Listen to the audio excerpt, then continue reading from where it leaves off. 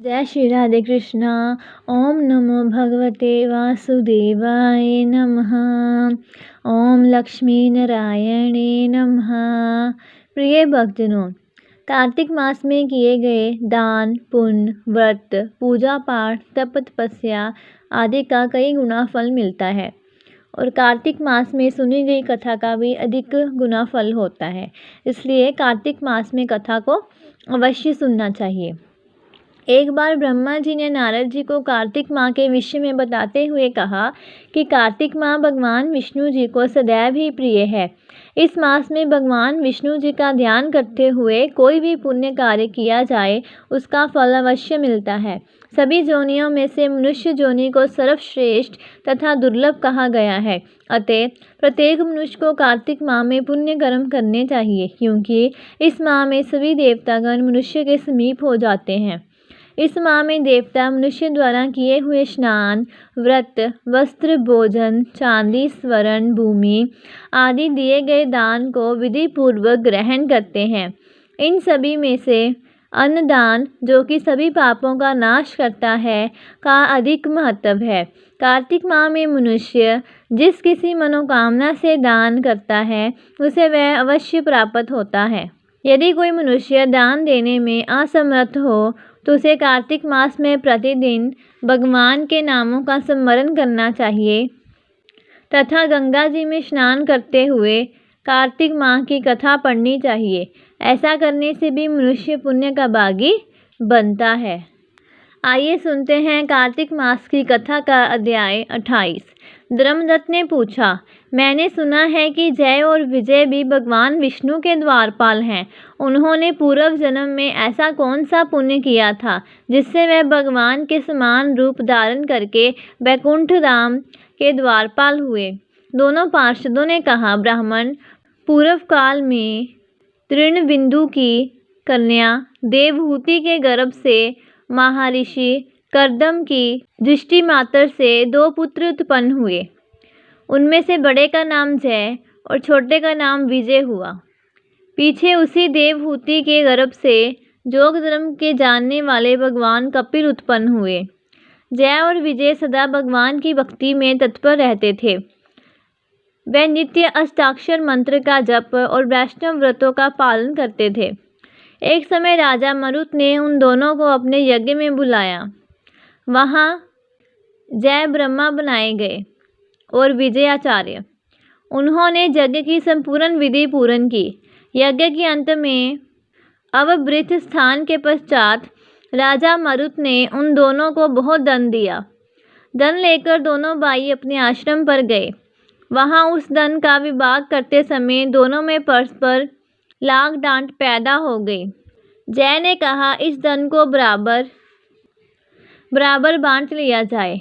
विजय का कहना था, नहीं, जिसको जो मिला है वह उसी के पास रहे। तब जय ने क्रोध में आकर लोभी विजय को शाप दिया, तुम ग्रहण करके देते नहीं हो, इसलिए ग्रह अर्थात मगरमच्छ हो जाओ। जय के शाप को सुनकर विजय ने भी शाप दिया, तुमने मद से भ्रांत होकर शाप दिया है, इसलिए तुम मातंग अर्थात हाथी की जोनी में जाओ। तत्पश्चात उन्होंने भगवान से शाप निवृत्ति के लिए प्रार्थना की। श्री भगवान ने कहा, तुम मेरे भक्त हो, तुम्हारा वचन कभी असत्य नहीं होगा। तुम दोनों अपने ही दिए हुए इन शापों को भोगकर फिर से मेरे धाम को प्राप्त होंगे। ऐसा कहकर भगवान विष्णु अंतर्ध्यान हो गए। तदुपरांत वे दोनों गंड नदी के तट पर ग्राहा और गज हो गए। उस जोनी में भी उन्हें पूर्व जन्म का स्मरण बना रहा और वह भगवान विष्णु के व्रत में तत्पर रहे। किसी समय वह गजराज कार्तिक मास में स्नान के लिए गंड नदी गया तो उस समय ग्रह ने शाप के हेतु को स्मरण करते हुए उस गज को पकड़ लिया। ग्रह से पकड़े जाने पर गजराज ने भगवान रामनाथ का स्मरण किया। तभी भगवान विष्णु शंख, चक्र और गदा धारण किए वहां प्रकट हो गए और उन्होंने चक्र चलाकर ग्रह और गजराज का उद्धार किया और उन्हें अपने ही जैसा रूप देकर वैकुंठ धाम को ले गए। तब से वह स्थान हरि क्षेत्र के नाम से प्रसिद्ध है।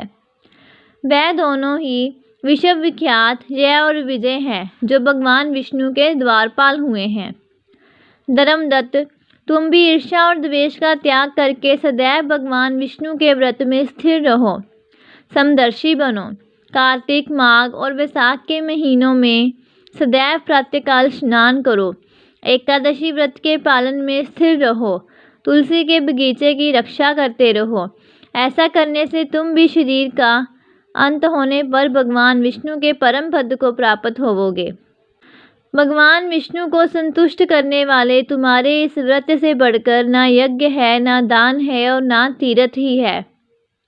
तुम धन्य हो जिसके व्रत के आधे भाग का फल पाकर ये स्त्री हमारे द्वारा वैकुंठ धाम में ले जाई जा रही है। नारद जी बोले, हे राजन, धर्मदत्त को इस प्रकार उपदेश देकर वह दोनों विमानचारी पार्षद उस कलहा के साथ वैकुंठ धाम को चले गए।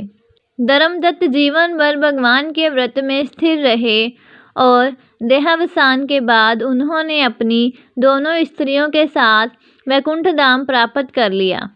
इस प्राचीन इतिहास को जो सुनता है और सुनाता है वह जगत गुरु भगवान की कृपा से उनका सानिध्य प्राप्त कराने वाली उत्तम गति को प्राप्त करता है। बोलिए विष्णु भगवान की जय, लक्ष्मी नारायण भगवान की जय। आइए सुनते हैं कार्तिक मास में सुनी जाने वाली धरती माता की कहानी। एक माँ थी, उसके एक बेटी व एक बेटा, दोनों छोटे छोटे थे। माँ गरीब थी, वह मजदूरी करके अपना गुजारा चलाती थी। धीरे धीरे बच्चे बड़े होने लगे, बेटी शादी के योग्य होने लगी। माँ बूढ़ी हो गई। माँ ने बेटे से कहा, बेटा तेरी बहन बड़ी हो गई है, अतः तुम्हारे जैसा वर देखकर उसकी शादी करना। ऐसा कहकर माँ तो कुछ दिनों में मर गई। भाई गांव गांव घूमा लेकिन बहन के योग्य कोई वर नहीं मिला। वह घूम घूम कर थक गया। बैठे बैठे उसने सोचा कि मैं ही इससे शादी कर लूं। ऐसा सोचकर वह चुंदड़ी और सामान लाया। बहन ने कहा, ये सब सामान क्यों लाए हो भाई? भाई बोला, तेरी शादी है। मोहल्ले वालों ने बहन से कहा कि तुम्हारा भाई ही तुमसे शादी कर रहा है। बहन ने भाई से पूछा, मेरी शादी किससे कर रहे हो? भाई कुछ नहीं बोला तो बहन समझ गई।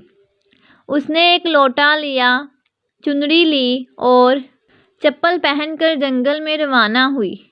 गाय के ग्वालों ने पूछा, वन में क्यों जा रही हो? वह कुछ नहीं बोली।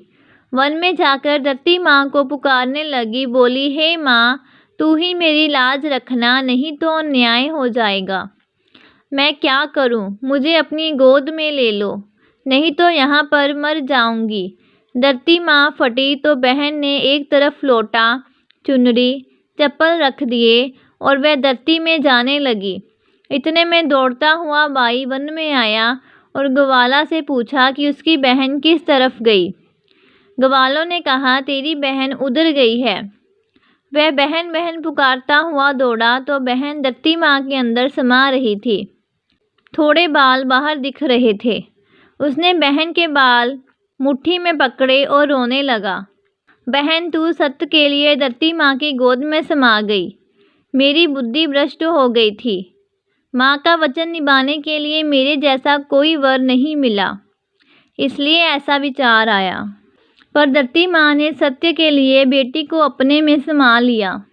इसलिए औरतें कहानी सुनती हैं और लोटा, चप्पल, चुंदड़ी, एक बर्तन में हरे मूंग, एक लड्डू कुंवारी कन्या को देगी, उसको धरती माता सुखी रखेगी। बोलिए धरती मैया की जय, तुलसी महारानी की जय। प्रिय भक्तजनों, अब हम करते हैं तुलसी मैया की आरती। तुलसी महारानी नमो नमो, हरि की पटरानी नमो नमो। तुलसी महारानी नमो नमो, हरि की पटरानी नमो नमो।